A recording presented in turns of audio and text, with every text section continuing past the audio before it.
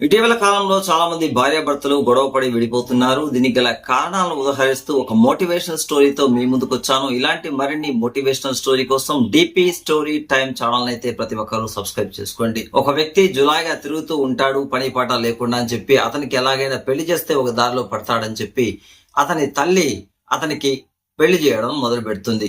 పెళ్లి చేసిన తర్వాత భార్యాభర్తల్ని వేరు కాపులు పెడుతుంది. ఇంకా భార్యాభర్తలు ఇద్దరు కూడా కొన్నాళ్ళు బాగానే ఉంటారు.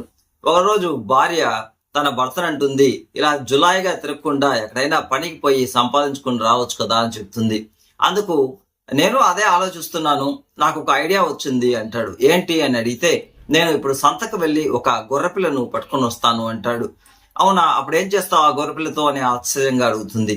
ఆ గొర్రెపిల్లను మనం పెంచుకుంటే మరిన్ని గొర్రెపిల్లలను వేస్తుంది, అప్పుడు ఎక్కువగా గొర్రెపిల్లలు వస్తాయి, వాటన్నింటినీ కూడా నేను సంతలో తీసుకువెళ్ళి అమ్మేస్తాను, ఆ వచ్చిన డబ్బుతో ఒక ఎనుమును కొంటాను అంటాడు. ఎనుమును కొంటావా అంటుంది. అవును, ఆ ఎనుమును కొంటే చిక్కటి 10 లీటర్ల పాలు రోజుకిస్తుంది, దాన్ని ఎత్తుకోపోయి నేను అందరికీ అమ్మి బాగా డబ్బులు సంపాదిస్తాను, పక్కనే ఉన్న మా అక్కకు కూడా ఎత్తుకోపోయి ఇస్తాను అంటాడు.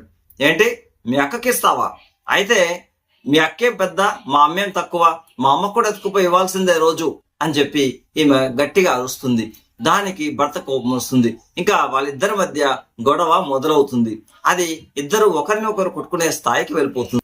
పక్కింటి వాడు ఇవన్నీ గమనిస్తూ ఉన్న పలంగా అతను లోపలికి పరిగెత్తొచ్చి అతనితో అంటాడు, అరేరే, నువ్వు కొన్న ఎనుము నా పొలం మొత్తంలో నాశనం చేసేసింది, పంటంతా కూడా దాదాపు 10,000 రూపాయలు నష్టం వచ్చింది, నువ్వు నాకు 10,000 రూపాయలు కట్టివ్వు అంటాడు.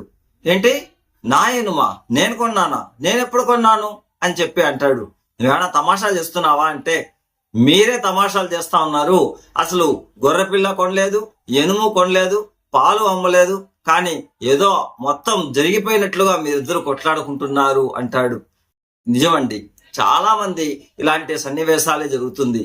వాళ్ళిద్దరి మధ్య వ్యక్తిగత విషయం ఏమీ ఉండదు, కానీ మూడో వ్యక్తి కోసం వీళ్ళిద్దరు కొట్టుకొని లాస్ట్కి విడిపోయే పరిస్థితి అయితే వస్తుంది. కాబట్టి భార్యాభర్తలు ఒకరినొకరు అర్థం చేసుకోవాలి, కానీ మూడో వ్యక్తి కోసం ఒకరొకరు కొట్టుకొని విడిపోవడం అనేది వాళ్ళిద్దరికి, వాళ్ళ పిల్లలకి ఇది కరెక్ట్ కాదు.